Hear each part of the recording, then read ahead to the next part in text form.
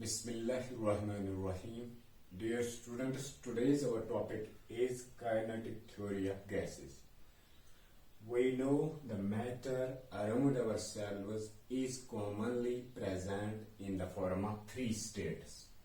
One, the simplest one, that is gas. After that, liquid and solid. These are the three states of matter. We also know that there are also two additional states of matter. Some matter is also present within these states. They are plasma state, and after that, this one, BEC, Bose-Einstein condensate.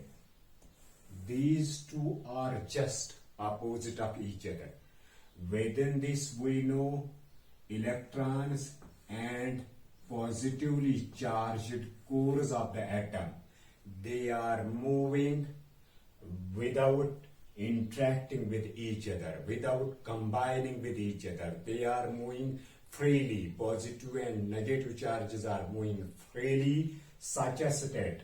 Why they are moving freely? That is due to higher temperature, due to their more thermal energy. These electrons, they get ionized from the atoms in which first of all are binded.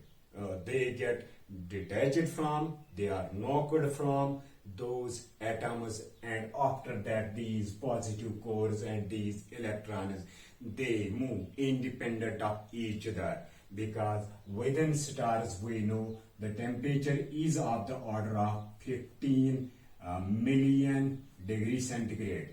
Due to such a huge temperature, these atoms, for example helium, we know hydrogen, these are the elements present within our stars. Within them ionization occurs, and after that these positive and negative ions, they move freely. That state we call as plasma state. So this is due to higher temperature. This one due to lower temperature. In lower temperature, what happens? These atoms, they combine, molecules combine when temperature is lowered to such an extent, such that they combine in such a way, such that a super atom, super molecule is formed. This state is achieved at lower temperature. This state is achieved at higher temperature. So now, keeping these two states aside, we will move on to these, because ordinary matter which surrounds ourselves, that may be either in the form of a gas, in the form of liquid, in the form of solid. After that, we know at this point matter around ourselves, that is in these forms. We call firstly this one as ordinary matter. Ordinary matter is present around ourselves. We are made up of our houses, our trees, our water, that is made up of ordinary matter. This composes of our universe equal to 49%. After that, there is black matter. Black matter, we know that black matter, its percentage is equal to 26.8%.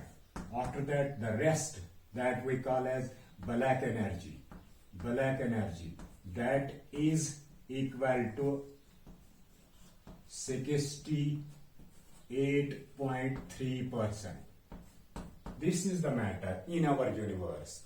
Now we have to move towards this one, because this type of matter, the remaining one, that is interstellar matter, intergalactic medium constitutes this one. So this requires our higher knowledge. We will discuss this in the next classes. First of all, going towards this ordinary matter. In ordinary matter, we know gaseous state is the simplest state of matter, because man observed its properties before solid state and before liquid state. We know, for example, some gas laws were known to we people at this time. 1662. At this time, Robert Boyle gave a law. We call that as Boyle's law. So we know all the properties. At presently, we are knowing everything about a gas. But before this theory, these laws have been formulated. They were simply empirical, based on generalizations observed from experiments. There were not any sound theoretical proof behind them. Kinetic theory is the sound theoretical proof behind them, from which we can deduce all these gas laws. We know Boyle's law, Charles' law, Graham's law, Avogadro's law, Dalton's law. They are some of the common gas laws. They can all be deduced from this kinetic theory of gases. Now, what is kinetic theory of gases? It is simply a model in front of us by means of which we can describe the behavior of a gas. It is a model by means of which the picture of a gas is clear in our mind, that what is a gas, how are its molecules, how they are moving here and there, what is their temperature, what are their thermal energies, even what are their speeds, etc. They are known to us now due to this model. This kinetic theory of gases, again I will say, this is applicable to one class of gas. We call that as ideal gas. This is applicable to ideal gases. Ideal gases. So first of all, I will took some examples. After that, I will give you the main assumptions of this theory. Some examples are just like this. We know these points. For example, we know in summer, air simply is hotter than the air present in the winter. That is due to, the reason is simply because in summer air molecules are moving faster. Their thermal energies are more. Their thermal motion is more. Due to thermal motion, their kinetic energy increases, means their temperature is more. In winter, they are moving at a slower rate, means their speeds are slow. Their temperature is low. Just like we know this point, for example, we have a car, we know in the tires of a car, there is gas. So, this gas, if we observe in summer, there are chances of bursting of tires because these molecules are present inside the gas. Their motion increases with increase in temperature. Due to that, they may exert more pressure on the walls. Due to that, walls may break up. So tire may get bursted. In winter, these molecules, their energy is low. Their thermal energy is low. Their temperature is low. So the pressure exerted on the walls, that is lower. At that time, we have to fill more air into the tires so that they are now in a position so we can take a ride. Now moving towards this, I will take this example. At a railway station, once a car, we call that as railroad tank car. That is simply just like a tank of water built in such a fashion. After that, having all the equipment which is present in a car, means everything present. After that, these tires, they are running on rail track, so that is why we call this as railroad tank car. Once a crew were cleaning this car with steam, and their work shift completed. They left this car, they have not completed their work. After that, they went to their homes, and in the morning when they came, they saw the car had crashed. They think that some ant creature from science B fiction movies had come into the car and broken the walls, strong walls, by taking a rampage within this car. Due to that, the car had pressure. Now we know kinetic theory of gases gives us the explanation that this is not due to a rampage of a giant creature from a movie or from any other planet which came into this car. That is not due to that. That is simply due to thermal energy of the molecules which are present inside the tank. Due to increased temperature, the pressure on the walls that increased, and due to that, the walls of this car, they had got crushed. So car got crushed. There are many more interesting examples. Their answer seems to be within this kinetic theory of gases. First of all, I will give you its assumptions. Suppose this is a gas present within this container. This gas, according to this theory, according to this model, is composed of small minute particles. Those particles we call as molecules of the gas.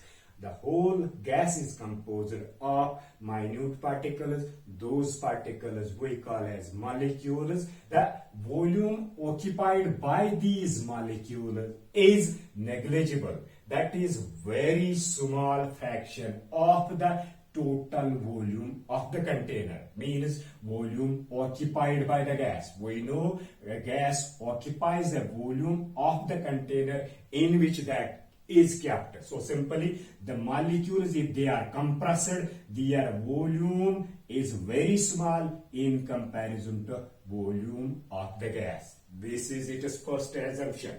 After that, moving towards this one, these molecules of the gas, these particles of the gas, they are moving here and there due to thermal energy.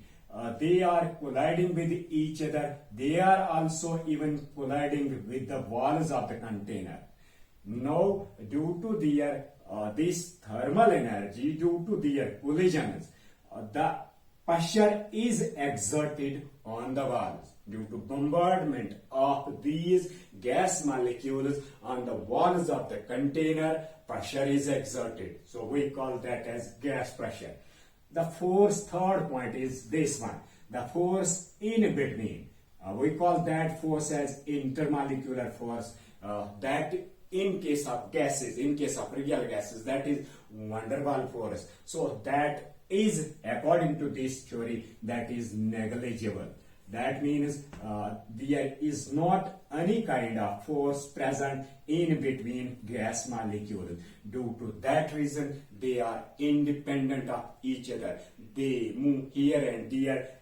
In case of, first of all, if a molecule is moving from this point to this point without facing any molecule in its path up to this level, then at that time it will collide with this, and after that its path may get changed, just like this. So up to this distance, no one exerts a pull on this molecule. It moves to this point without any kind of intermolecular force. So intermolecular forces among gas molecules, according to kinetic theory of gases, they are negligible. Now moving towards this point, these gas molecules, they obey classical mechanics laws. Especially we know second law of motion. When we will derive the equation for this theory, mathematical equation, then we know within that equation we apply Newton's second law of motion. So classical laws of mechanics, they are applicable to the motion of these gas molecules. After that, now moving towards this point, they collide with each other. These molecules collide with each other. Even they collide with the walls of container. These collisions are treated as elastic collisions. Elastic collisions means their total energy before collision is equal to their total energy after collision, or their momentum before collision is equal to their momentum after collision. That means they are colliding with each other. Those collisions we treat as elastic collision. Means no loss in energy, no loss in kinetic energy, no loss in kinetic energy before collision and after collision. That remains constant. However, we know when molecules will collide with energy, if this one possesses higher energy, then if this one collides with this molecule possessing lower energy, then it may impart some of its energy to this one. Due to that, a redistribution of energies may occur. But under given set of conditions, the total energy of the gas remains constant. After that, I will move towards this point.